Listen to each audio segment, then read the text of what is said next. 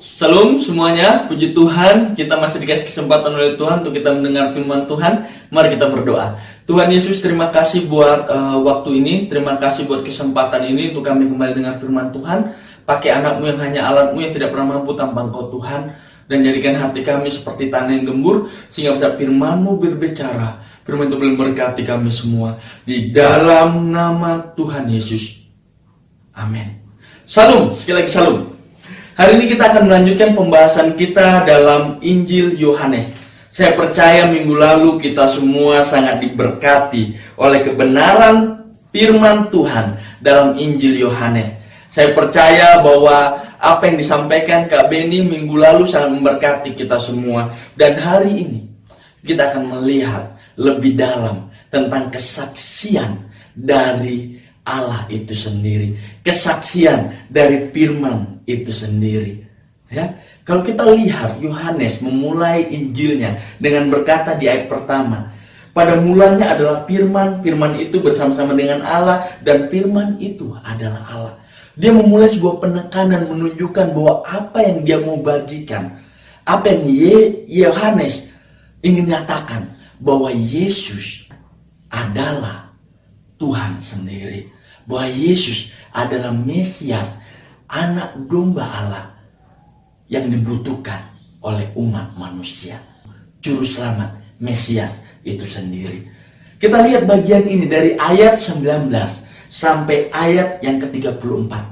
Kalau kita melihat bagian ini menjadi dua perikop yang berbeda. Kalau kita lihat perikop pertama dikatakan dari ayat 19 sampai 28, dikatakan tentang kesaksian Yohanes tentang dirinya sendiri.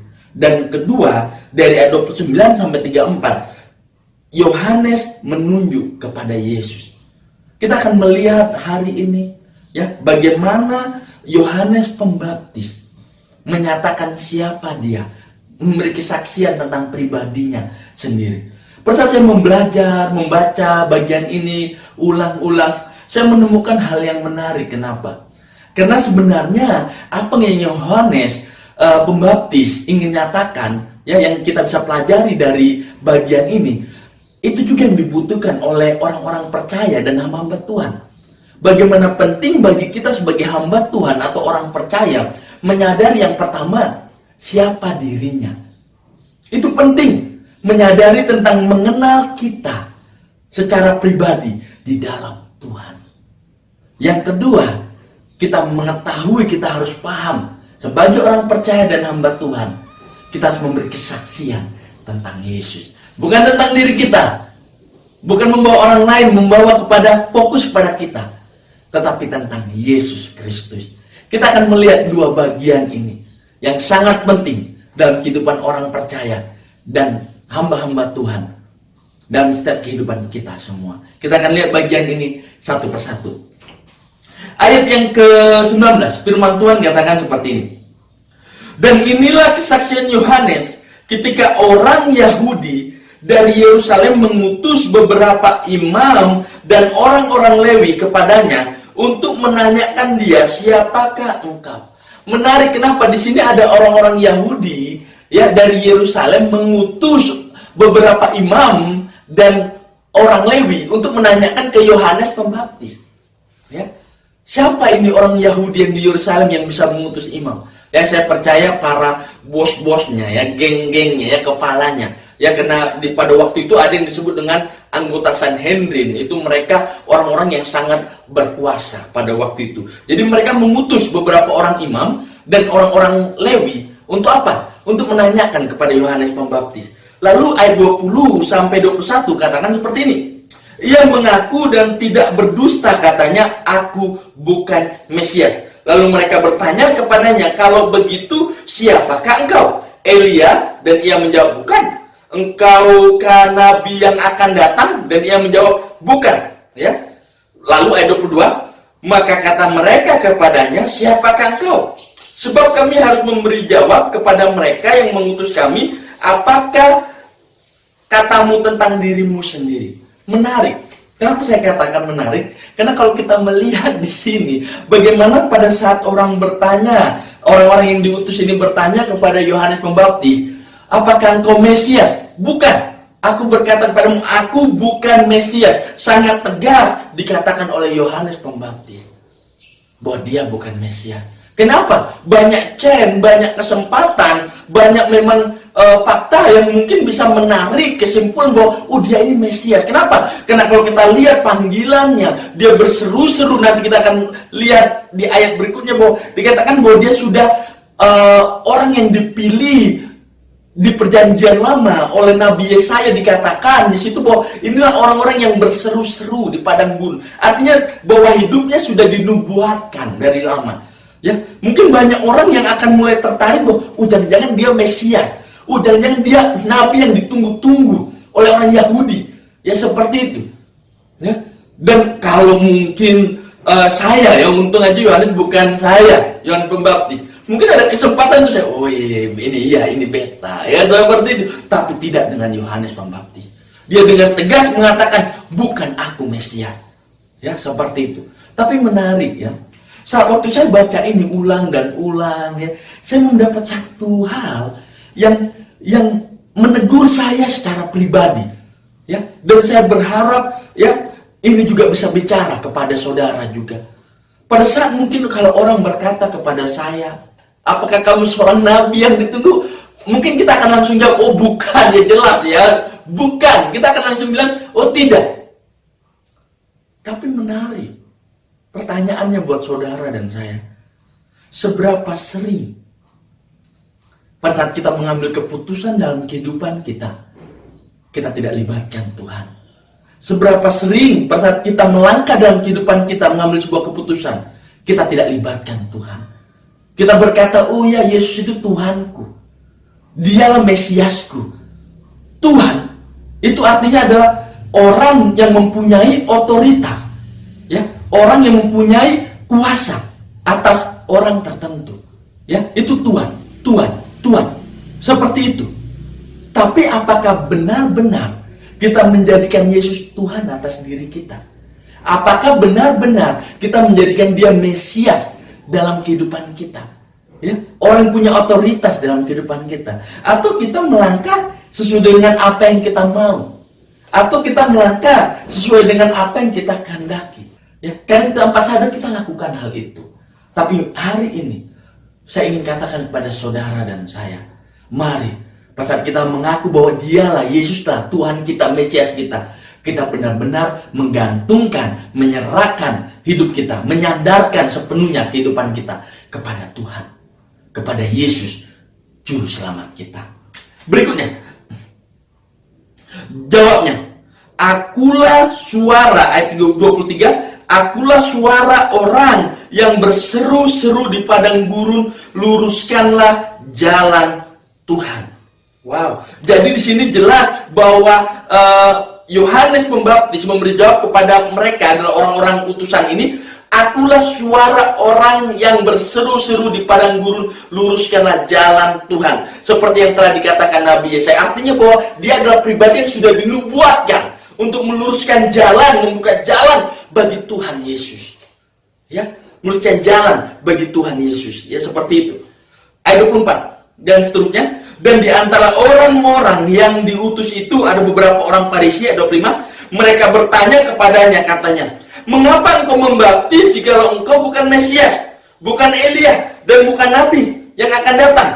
Yohanes menjawab mereka, katanya, aku membaptis dengan air, tetapi di tengah-tengah kamu berdiri dia yang tidak kamu kenal, yaitu dia yang datang kemudian daripadaku, membuka tali kasutnya pun aku tidak layak.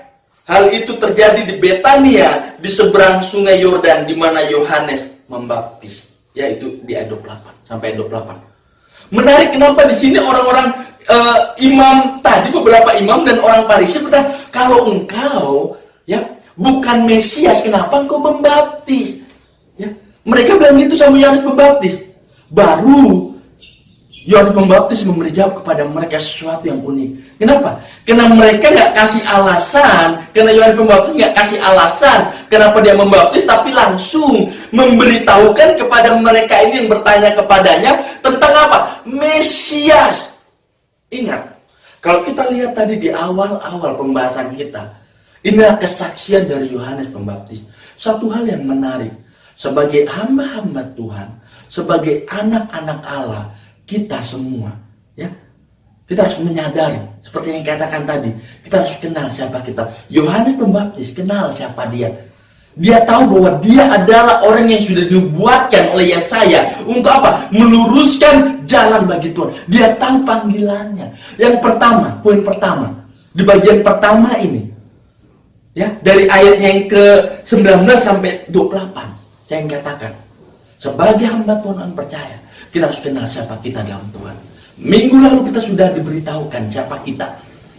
Yohanes 1 ayat 12 jelas katakan, siapa orang yang percaya dalam nama Tuhan diberi kuasa, diberi hak menjadi anak-anak Allah. Kita harus tahu kita adalah anak-anak Allah. Dan setiap anak-anak Allah harus menyadari panggilan dalam kehidupannya. Saya percaya setiap kita punya panggilan masing-masing. Saya percaya setiap kita mempunyai panggilan, talenta yang Tuhan berikan untuk kita lakukan. Dan memang itu yang harus kita buat. Kita menyadari siapa kita dalam Tuhan. Kita adalah bagian dari kerajaan Allah. Dan sebagai orang yang bagian dalam kerajaan Allah, kita harus menyadari kita punya panggilan yang kita harus lakukan. Dan panggilan utama yang kita harus lakukan, kita lihat nanti di ayat 29 sampai 34. Sama seperti Yohanes Pembaptis, mengarahkan orang kepada Yesus Kristus. Dan itulah kehidupan kita sebagai yang percaya. Kita dipanggil untuk memberitakan Injil. Setiap kita, ingat waktu Yesus mau naik ke surga, dia bilang apa? Dia memberikan amanat agung. Pergilah, jadikanlah semua bangsa apa? Muridku. Dan seterusnya. Saudara dan saya terpanggil untuk memberitakan Injil. Ya, menyatakan pribadi Kristus. Jadi, tapi yang paling utama, temukan panggilan saudara. Ya, temukan panggilan saudara. Saya sangat diberkati. Ya, kemarin saya, Kak Brandon dan Kak Benny, kami ada conversation, percakapan, ya, ada meeting yang sangat memberkati saya pribadi. Satu hal yang Kak Brandon ingatkan kepada kami, ya, Kak Brandon, beliau bilang begini kepada saya, Peter, kamu harus temukan panggilanmu.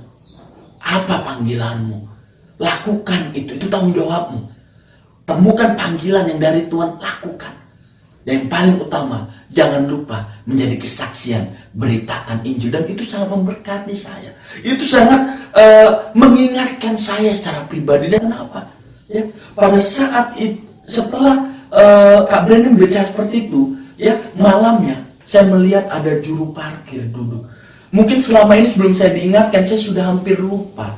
Saya mulai kendor untuk memberitakan Injil Tuhan. Biasa kalau saya parkir, ya udah hanya masuk seperti itu tanpa melihat orang kanan kiri, mungkin ada yang Tuhan ingin katakan pada saya untuk beritakan Injil. Tapi malam itu setelah saya diingatkan oleh Kak Brandon, saya melihat tukang parkir, dia duduk, dia seperti memiliki muka yang sangat sedih, kecapean, dan itu Tuhan bicara dengan jelas ke hati saya, kayak omong sama dia tentang aku, doakan dia, dan saya lakukan karena ada dorong yang kuat itu. Dan hari ini kalau saya mengingatkan saudara, untuk saudara mengenal siapa diri saudara di dalam Tuhan, dan temukan panggilan Tuhan dalam kehidupan saudara, lakukan. Melangkah di dalamnya. Dan percayalah, saudara akan diberkati oleh Tuhan. Ya, seperti itu. Berikutnya, ya, menarik. Kenapa saya katakan menarik di sini? Kalau kita lihat, Yohanes terpanggil apa? Dia memberikan kesaksian, ya, untuk bersaksi. Pada saat imam-imam ini dan orang Farisi menanyakan, dia nggak langsung berargumen, langsung berdebat, oh kayak gini, kau gini, kayak gini, tidak. Tetapi apa? Dia langsung memberi kesaksian tentang Kristus, ya. Dan bahkan di ayat yang ke-27 menarik, sampai melepaskan tali kasutnya pun aku tidak layak. Yohanes Pembaptis menempatkan dirinya di titik yang paling rendah. Ingat, melepaskan kasut pada waktu itu adalah tugas seorang hamba. Hamba. Tapi dia menempatkan dirinya di bawah seorang hamba. Di mana saudara dan saya menempatkan diri kita di hadapan Tuhan? Apakah kita menempatkan diri kita seperti yang saya katakan tadi? Kita di atas dari Tuhan dengan tidak menanyakan dia pada saat kita mengambil keputusan dan melangkah? Atau kita merendahkan hati kita, menempatkan dia yang paling utama di atas, dan menempatkan diri kita merendahkan hati kita di hadapan Tuhan dan melakukan apa yang Dia perintahkan untuk kita lakukan. Ya, di mana posisi saudara dan saya? Mari kita sama-sama rendahkan hati diri kita di hadapan Tuhan. Karena hanya Tuhan saja yang layak menerima pujian, hormat, karena Dia tahu yang terbaik buat kita.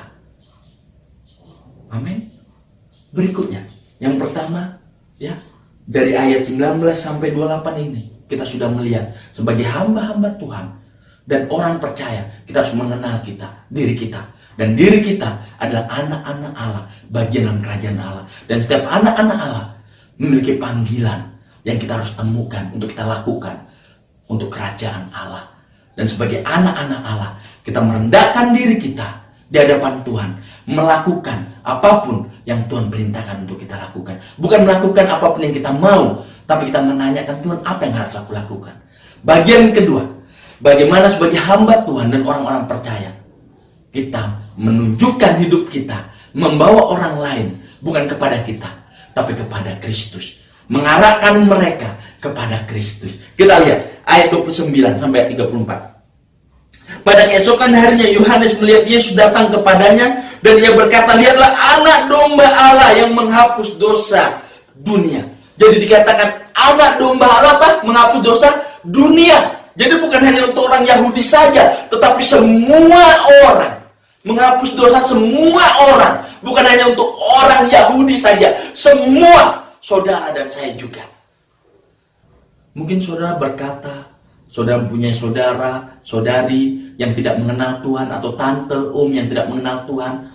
Saudara berkata, oh Yesus mati hanya buat beta, bukan untuk mereka. Salah. Yesus mati buat mereka semua. Bagian saudara dan saya memberitahukan kepada mereka tentang apa yang Yesus lakukan. Dan undang mereka untuk percaya. Beritahukan pada mereka untuk percaya kepada Yesus. Berikutnya, dialah yang kumaksud ketika kukatakan kemudian daripada aku akan datang seorang yang telah mendahului aku, sebab dia telah ada sebelum aku. Oh, menarik. Ingat, Yohanes Pembaptis lahir duluan, ya, baru Yesus. Jadi Yohanes Pembaptis duluan, baru Yesus. Tapi Yohanes Pembaptis sadar bahwa Yesus, Dia adalah Mesias, Tuhan sendiri yang sudah ada bahkan sebelum Dia ada di dunia. Dan itu yang kita harus miliki. Pengetahuan, kesadaran itu yang kita harus tahu. Ya, kenapa? Karena kalau kita lihat banyak orang, kita tanya ke banyak orang, ya, bahkan ke agama lain atau orang lain. Oh, kamu kenal Yesus? Mereka akan bilang, kenal, Tuhannya orang Kristen. Atau orang Kristen yang hanya KTP saja. Kalau kita tanya, kenal Yesus? Oh ya, ya Tuhan. Tapi apakah mereka benar-benar tahu apa yang Yesus lakukan? Apakah mereka benar-benar menerima apa yang Yesus lakukan? Sama seperti kalau kita tanya semua orang, oh, apakah saudara kenal Jokowi? Semua orang akan bilang, oh kenal, saya kenal Jokowi. Tapi apakah engkau tahu secara pribadi siapa Jokowi? Begitu juga dengan kita. Kita mungkin bisa kenal dia secara umum. Apakah kita kenal dia secara pribadi dalam kehidupan kita? Itu saudara dan saya yang bisa menjawab itu kepada Tuhan. Ambil keputusan untuk mengenal dia secara pribadi. Ya, ayat berikutnya. Dan aku sendiri pun mula-mula tidak mengenal dia, tetapi untuk itulah aku datang dan membaptis dengan air supaya ia dinyatakan kepada Israel. Ya, Yohanes Pembaptis bilang, oh dulu memang aku nggak mengenal dia. Artinya bukan berarti apakah Yohanes Pembaptis nggak pernah kenal Yesus? Pernah. Tapi apa maksud Yohanes Pembaptis di sini? Pribadinya, secara pribadi. Siapa dia secara pribadi? Ya. Banyak orang seperti yang saya katakan tadi, semua kenal Yesus. Oh ya dia Tuhan, orang Kristen. Oh ya dia Tuhan. Tapi apakah secara pribadi mereka menerima dia? Apa yang dia lakukan di atas kayu salib, menerima itu? Penting untuk kita menyadari bahwa keselamatan hanya ada di dalam Yesus. Dan pada saat kita menerima dia secara pribadi, kita akan memperoleh keselamatan itu. Ya. Firman Tuhan berikutnya. Dan Yohanes memberi kesaksian, katanya, aku telah melihat Roh turun dari langit seperti merpati. Ia tinggal di atasnya dan aku pun tidak mengenalnya. Tetapi dia yang mengutus aku untuk membaptis dengan air telah berfirman kepadaku, jikalau engkau melihat Roh itu turun ke atas seorang yang tinggal di atasnya Dialah itu yang akan membaptis dengan Roh Kudus. Dan aku telah melihatnya dan memberi kesaksian. Ia inilah anak Allah. Ia inilah anak Allah. Yesus yang adalah Tuhan itu sendiri. Dia Mesias, Juru Selamat. Dialah anak Allah. Dan Yohanes Pembaptis memberi kesaksian tentang itu. Amin. Bagaimana dengan saudara dan saya? Ya, orang-orang percaya, hamba-hamba Tuhan. Apakah kita sudah memberi kesaksian kepada orang yang belum mengenal Tuhan? Atau bahkan saudara-saudari kita, tante kita, tetangga kita, ya, tentang pribadi Yesus, bahwa dia adalah anak Allah, bahwa dia adalah juru selamat yang dibutuhkan oleh dunia. Hari ini saya berdoa. Saya berdoa biar kita semua boleh diberkati oleh kebenaran firman Tuhan. Dan hidup kita sadar bahwa kita adalah anak-anak Allah. Dan setiap anak-anak Allah memiliki panggilan dalam kehidupannya. Dan panggilan utama dalam kehidupan kita adalah memberitakan pribadi Kristus. Apa yang dia lakukan, keselamatan yang dia berikan kepada kita semua, kepada umat manusia. Mari kita berdoa. Tuhan, terima kasih buat firman. Bila apa yang kami dengar memberkati kami semua. Dalam nama Yesus. Amin. Shalom.